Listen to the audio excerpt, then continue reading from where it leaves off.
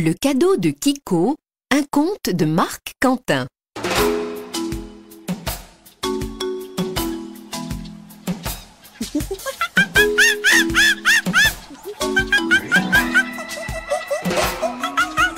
Kiko est un petit singe très moqueur. Il rit de tout. Des perroquets très bavards, des chauves-souris qui dorment à l'envers, des hippopotames un peu gros et des girafes au cou immense. Comme tous les matins, Kiko commence par se moquer de Pépé le gorille qui lui apporte son courrier. Dès que le vieux singe a le dos tourné, il invente les pires grimaces.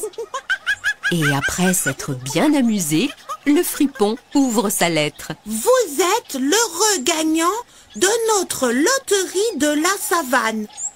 Un cadeau vous attend. Oui! Pour le découvrir, suivez les indices. Oh, le premier se trouve dans le baobab. Le petit singe saute de joie et court jusqu'à l'arbre géant. Un message est accroché sur la plus fine branche. Kiko se gratte la tête. Comment l'attraper? Je ne sais pas voler. Et si je grimpe sur cette branche, elle va casser. Soudain, il aperçoit Boubou le perroquet. Hé, Boubou! Pourrais-tu m'aider à attraper mon indice? Boubou n'est pas rancunier. D'un coup d'aile, il atteint le sommet de l'arbre et revient avec le message.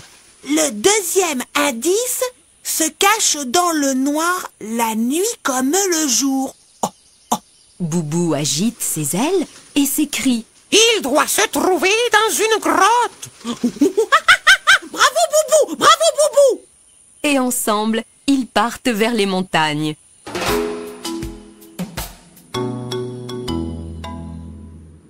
Kiko et Boubou arrivent bientôt devant une grotte. Le petit singe soupire. Il fait tout noir là-dedans. Je ne trouverai jamais mon cadeau. Fanou, la chauve-souris, pointe son nez près de l'entrée. Soulagé, Kiko l'appelle. Hé, Fanou, pourrais-tu m'aider à trouver mon indice? La chauve-souris n'est pas rancunière. Elle accepte et disparaît dans la grotte. Très vite, elle revient avec le message. Le troisième indice ne sait pas nager, mais les poissons sont ses compagnons. Fanou a déjà deviné. Il doit se trouver au fond de la rivière. Bravo Fanou! Et tous les trois partent vers la plaine.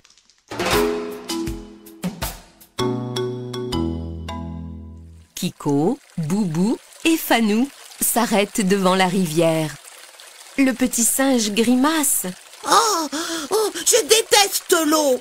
Tabio, l'hippopotame, apparaît à la surface. Kiko l'appelle aussitôt. Hé, Tabio, pourrais-tu m'aider à trouver mon indice? L'hippopotame n'est pas rancunier. Il plonge au fond de la rivière et rapporte une pierre sur laquelle est inscrit un message. Les herbes sèches abritent ton cadeau, des regards indiscrets. Sauras-tu le trouver?